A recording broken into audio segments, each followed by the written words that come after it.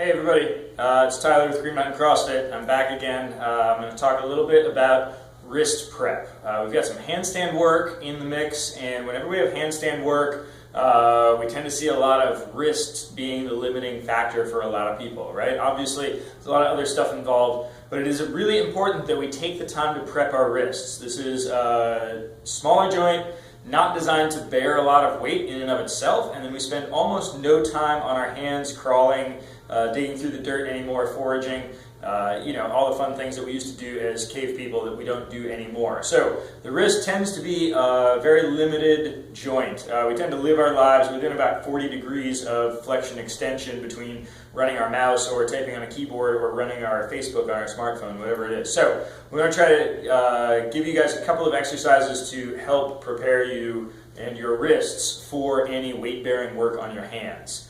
I've run through this stuff before. I'm going to run through it again very quickly. I really wanted to just put out something that really impresses upon the importance of wrist prep, especially if you're going to start to seriously pursue handstands as a skill, freestanding, free balanced handstand, or even have a lot of handstand push-ups to do against a wall.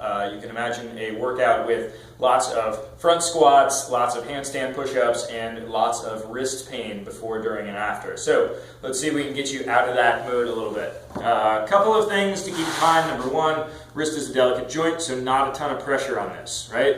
I'm only going to go through these very quickly so you guys can see what the exercises are, stretches and strengthening exercises. You're going to spend about 5 minutes working through this, right? So number one, shaking the wrists out is going to help them get loose. So start by just shaking the wrists out for a second, right? Number two, you're going to grab the hands together and roll the wrists around. Try to go both directions, and then you can do these big waves through the wrists and start to feel if anything is tight, where that tightness is, right? If we're going to be working on freestanding handstands or balancing a handstand, you can start to grip, white knuckle kind of fist, and then relax, open the hands. And this is going to start to get your hands engaged with what's engaged, what's squeezing, and then what's opened and what's relaxing. And that's important when you start balancing. So quick wrist prep. Hands are going to go down. I'm going to stay close to my knees, although eventually these could go out. You load more and more body weight on your hands the further away you get from your body. So fingers forward, hands down, and I'm just going to start to rock forward over that wrist, right?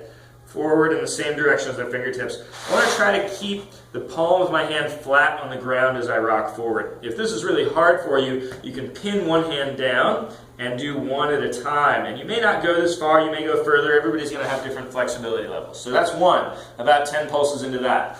Number two, you're going to flip your hands back around. So fingers point towards you, and you're going to rock back, right? Again, palm stays flat on the ground, 10 or so pulses into that stretch. Number three, we're going to go back of the hands flat on the ground. Now, this one is tough for a lot of people. The first thing to do is see if I can get my elbows straight. If I can't get my elbows straight, I'm going to lean forward until I can. So that's going to look like this. Lean forward until I can get my elbows straight. And now I'm just going to try to rock back into this stretch. Back and forth about 10 times. Again, find that stretch. All of these should feel like muscular stretches, either on the outside or the inside of the forearm. None of them should feel pinchy or painful in the wrist. If that's the case, back off. This is not about how hard you can go. It's not about creating pain. It's about getting the wrists loosened up and warmed up. In between stretches, if you want to shake them out for a second, that's fine. In fact, encouraged to do so. Last wrist stretch. I'm going to take my hand. I'm going to flip my thumb all the way around and put it on the ground. My shoulders may have to rotate a little bit. I'm going to take my other hand, pin it to the floor, and then start to open up and straighten everything out. Now I can rock back into this stretch one at a time. If you've got super flexible shoulders, you may be able to get both hands internally rotated all the way at the same time. For most of us, one at a time is going to be the way to go. Once you spent a minute or two working through those stretches, right? We're going to do 4 different strengthening exercises. And again, starting close to the knees, you can even start doing these against a wall and then working more and more load onto these gradually. When we strengthen the wrists, we're talking about periods of months and years, right? We're not talking about hours and days or a handful of sets and then move on. You need to spend some time with this. Lots of connective tissue in here that needs to get conditioned appropriately. So, number one, we're going to start on the back of the hands, right? Again, this time fingers facing forwards, and I'm going to think about pushing my hand through the floor. I'm coming up onto the flat part of my fingers here. So push down, up onto that, right? Let the wrist relax. Here I'm working on, it's as if I was opening the wrists out, right? But instead, I'm coming up onto the fingers. So that's number one, you'll do 10 reps there.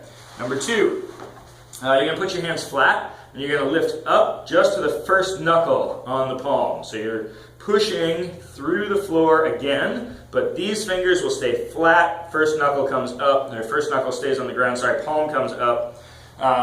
Think about this like a calf raise for the palms, right? Again, you can load this more and more by sliding further and further out away from your body, but you want to do that gradually over the course of a long period of time.